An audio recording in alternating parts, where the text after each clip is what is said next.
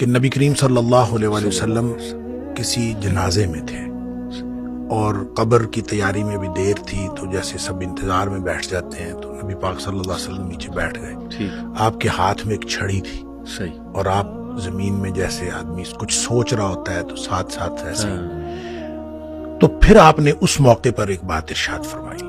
پھر آپ نے دونوں کیفیتوں کو الگ الگ بتایا. آپ نے فرمایا جب مومن کی روح نکلتی ہے تو فرشتے آتے ہیں، ملک الموت جنت سے کفن لے کے آتے ہیں، اور وہ جیسے میں نے پہلے بھی عرض کیا کہ وہ آ کے فرشتے سارے اپنی اپنی ڈیوٹیاں لگ جاتی ہیں، اور پھر وہ اس کے کان میں آ کے کہتا ہے ایتھا النفس الطیبہ، اے پاکیزہ روح نکلو، اخرجی الی مغفرت من اللہ ورضوان، سبحان اللہ کی مغفرت اور اللہ کی خوشنودی کی طرف نکلو.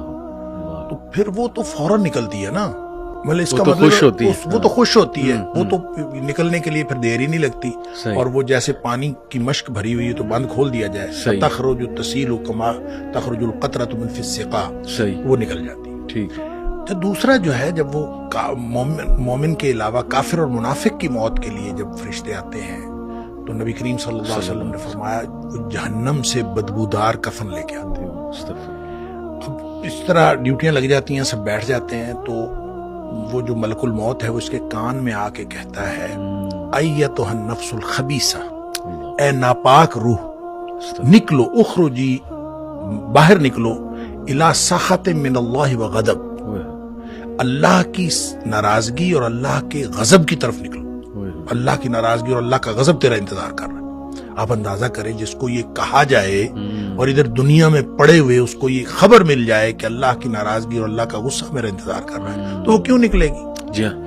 پھر نبی پاک صلی اللہ علیہ وسلم فرمایا فتفرق فی جسدہ، وہ پھر جسم کے اندر چھپتی پھرتی ہے، کبھی ادھر جاتی کبھی ادھر. اس کا مطلب ہے ایک اینٹی ہے نا، بالکل روح ایک چیز ہے، اس کی بھی ایک پوری سمجھ ہے. ہاں جی، وہ بھاگتی پھرتی ہے. فتفرق فی جسدہ، جسم کے اندر بھاگتی پھرتی ہے، باہر نہیں نکلتی. تو پھر فرشتے جو ہیں وہ فینزعہ، وہ پھر اس کو کھینچ کر نکالتے ہیں. اللہ اکبر. اور پھر اس کی جو نبی پاک صلی اللہ علیہ وسلم نے مثال بیان فرمائی، کما ینزع الصفود من الصوف المبلول، جس طرح سے گیلی اون ہو اور اس کے اندر گرم سلائی لوہے کی رکھ دی جائے اور پھر اس کو کھینچا جائے ایک طرف، ظاہر روئی وہ اون جو چمٹ جائے گی تو اس کو ایک طرف سے کھینچیں گے تو وہ تو تار تار ہو جائے گی. فرمایا اس طرح فرشتے جو ہے اس کی جان نکالتے ہیں. قرآن کہتا ہے وَالنَّازِعَاتِ غَرْقًا، ڈوب کر کھینچ لینے والے فرشتوں کی قسم، سبحان اللہ. وَالنَّاشِطَاتِ نَشْطًا، اور بند کھول دینے والے فرشتوں کی قسم. یعنی بالکل ایسے جیسے بند کھل جاتا ہے، یہ مومن کی موت ہے، اور پھر اس کو اندر سے کھینچ کر نکالتے ہیں، یہ کافر اور منافق کی موت ہے. پھر آگے بھی تفصیل نبی کریم صلی اللہ علیہ وسلم بھائی وہ جو آپ بتا رہے تھے 7ویں آسمان تک جاتی ہے، تو یہ 7ویں آسمان تک جاتی ہے، وہ تو جو علیین میں جا کے اللہ تعالیٰ کی طرف سے ہو کے اور پھر اس کو علیین میں مقام مل جاتا ہے، اور اس کو لکھ دیا جاتا ہے. علیین یا مقام ہے یا رجسٹر ہے، اس کے اندر وہ شامل ہو جاتی ہے، پھر وہ واپس آتی ہے. اسی طرح جب منافق کی اور کافر کی روح جاتی ہے تو اس کو بھی فرشتے پکڑ کے لے جاتے آسمان کی طرف ہی ہیں، لیکن آسمان کے دروازے ہی نہیں کھولے جاتے.